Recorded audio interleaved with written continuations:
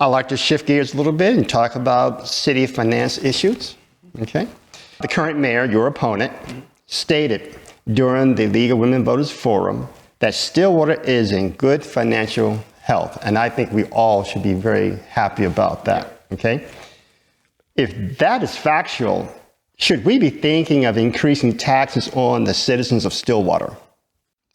I think not. Yeah, I don't think that it's an odd thing. It's an odd thing to pair those statements together. The mayor also suggested that without additional taxes, we might need to fire police officers or reduce city services. Did your opponent make conflicting statements there? Yeah, I think so. I mean, I don't know what he meant. You know, it's hard to know. It's hard to look into someone's mind and know exactly what they mean every time they say anything. But those statements are a little odd being paired together. I'll leave it at that. Sometimes the city has to make tough decisions to maintain the operational budgets. Yeah. And there's no question about that. What should be the determining factor as to when the city leaders should make changes to the city budget, such as downsizing, right-sizing, or reconstructing the operations, opposed to drastic measures like increasing taxes on their citizens? So my general philosophy is you want to operate any budget with some margin in there. Sometimes things unexpected come up, and so sometimes you need some flexibility. When you reach a point where you don't have that flexibility anymore, you're running the ship too tight. What I mean is your budget is too constrictive. And so, in my opinion, it makes sense to start looking at things to cut. I think that would make sense. It is sensible to me to start trying to find ways to reduce costs.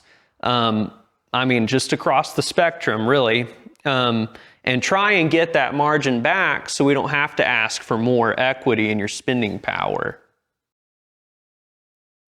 During the League of Women Voters, again, the forum, it was a very good forum, this question was asked of you and your opponent. Would you agree to allow Planned Parenthood to open a clinic here in Stillwater? Will Joyce, your opponent, indicated that he was not familiar with the operations of Planned Parenthood. It is difficult for me to understand how a man in his 40s do not know the basic operation of Planned Parenthood. Planned Parenthood is the #1 provider of abortions, and they promote abortions all around the world. Abortion itself has been a hot issue in America ever since the 1920s, and probably a little bit before then. Yeah. And from then until now, it remains a very hot topic.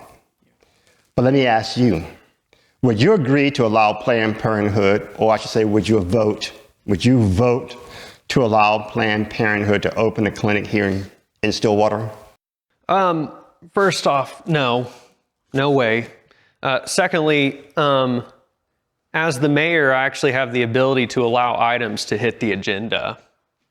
So if there is a capacity or something that Planned Parenthood had to get council approval to move in some way, I just wouldn't let it enter the agenda. So they wouldn't have the option to vote on it. I'd actually block it any way possible. That is an area where I would take that step. Well, what is your vision for economic development for our city? My vision for economic development is empower the free market to be the free market. When they see a market opportunity, they capitalize on it. They move in. The market is very fast. They're very quick at responding to the needs of the market. I don't think we need to incentivize growth by pumping money in or taking it from our public school systems through a TIF and reappropriating that property tax to be then decided upon by a couple small boards of people to then determine who the winners are. I don't think that's our role in government. I think our role is to, if we're getting money that we have extra to spend, we need to start looking at ways to cut taxes. We need to start reducing our burden on the citizens. Let's reverse the trend. Let's give them more spending power, back off, and let the market do what the market does best, find profit. There are two taxes, the visitor's tax and transportation tax, that's on the ballot for voters to approve or not to approve. Okay? If the taxes are not approved, how would you address the priorities that the additional taxes were supposed to cover?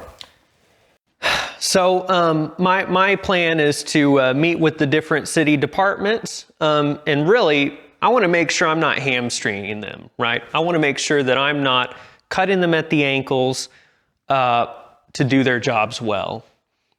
But I also want to pick their brains and get them to think critically on things we can cut. They'll know best the areas that they can cut, and it won't hurt their ability to do their jobs well. When we find these areas to cut, and I'm not sure what they are yet, but when we find them, we create that margin. And now when we have roads that need to be fixed, 75 million backlogged maintenance is what I've read. Well, that's going to take a while to fix, but we got to create margin to do it. We got to start doing this long term the right way. I don't want us to end up in these situations where we're suddenly trying to figure out how we're going to, figure it out. I would prefer that we find long-term solutions where we keep our operating expenses lower, and then we keep savings in the bank for when the rainy days do come. So I would address it through savings by finding places to reduce costs in our government's current operating expenses. Is there anything additional you would like to share with the viewers that we have not already covered? Well, I'd like to expound on just empowering the free market.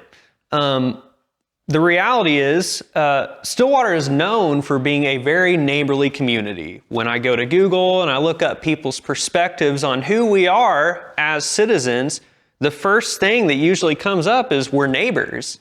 And that was proven actually in the past month by Steve Irby, the owner of Kicker. He donated several $1 million to develop Block 34. That was not taxpayer dollars. That was a private donor, a private successful company who decided they wanted to be charitable and lift our city up with their donation. So really, my intent is to, again, get out of the way of the private entities, allow them to move in, and then when they have these things they want, their pet projects, everybody's got special interests. Everybody has that thing that really matters to them. I've heard soccer fields, and I've heard, of course, Block 34, and then the Wonderatorium, all these things. Private donors, when they have money, they love to give it away. It makes them feel good, and it gives them a great way to give back to our community, and it gives them a way to lift Stillwater up, and it gives them a way to prove that we are neighborly. And so really, I think if we get out of the way, cut the red tape where possible, and let them move in, capitalize on the market, create extremely successful businesses, then they have all this money, they'll donate it to those pet projects that they see they want to come to life. And it's all because we got out of their way and let them do it. What are you asking for from the voters of Stillwater? I'm asking you to search deep in your heart and ask yourself sincerely, are you happy with how things have been going? Are you pleased with the direction our nation has come? When we look at historical accounts, we see that it looks so different from the way it began. This idea that everything we do needs to protect liberty. Everything we need to do needs to protect property. Our nation looks so different from that now. When you read the founders, well, many of them, the types of things they say and the types of things they thought and the types of things they deliberated on, it all was in the name of expanding the individual liberty. Their idea was, we will enshrine liberty in the Constitution with the idea that over time the people will evolve to be better capable of self-governance and further expand liberty. We've only seen the trend in the other direction across the board. If you like that, if you like trending away from liberty, then don't vote for me. But if you like liberty and you like having your finances and your property protected, then you should vote for me, Marc Trotter, Stillwater mayoral candidate, on February 8th. Thank you. I appreciate this time you spent with us. Thank you. God bless. God bless.